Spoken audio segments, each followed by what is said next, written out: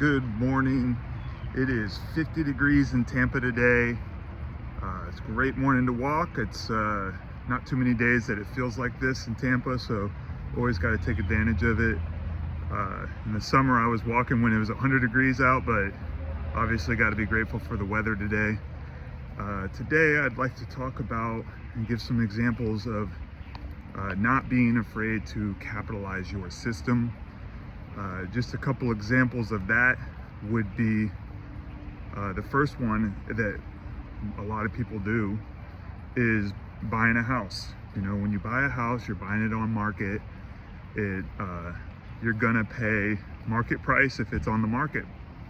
And when you pay that price, say you put like a 5% down payment, or even if you put a 20% down payment, you're actually going to be taking a loss on the front end because there are transaction fees to sell it again.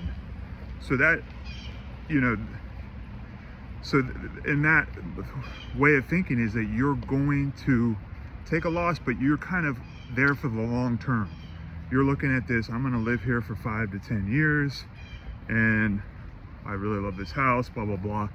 So you're going to take a loss on day one when you buy a house on market. So another example of capitalizing in real estate, just because that's what I love, is in real estate, you know, we buy a mobile home park. So they might be on the market, they might be off the market, but I would say because of the distress that they're in and the value add that we create when we buy the mobile home parks, they're probably, if we were to buy it and sell it the next day, we might take a loss because of the transaction cost that comes with it. But what we do is we, you know, put hundreds of thousands of dollars into this mobile home park and stabilize it. And really not until the rent has seasoned, the P&L's straightened out, expenses, is when the property actually is worth more money and also starts paying you money. And you know, the reason I bring this up is the next example is you know, with infinite banking concept, the biggest hurdle to get over is the first few years of creating your bank. You're gonna have a capitalization period where it's not dollar for dollar, but you know, you probably get about 70 to 80% of every dollar you put in will be cash value. But a lot of people have a problem with that, including myself. When I first started, I was like, I couldn't wrap my mind around it.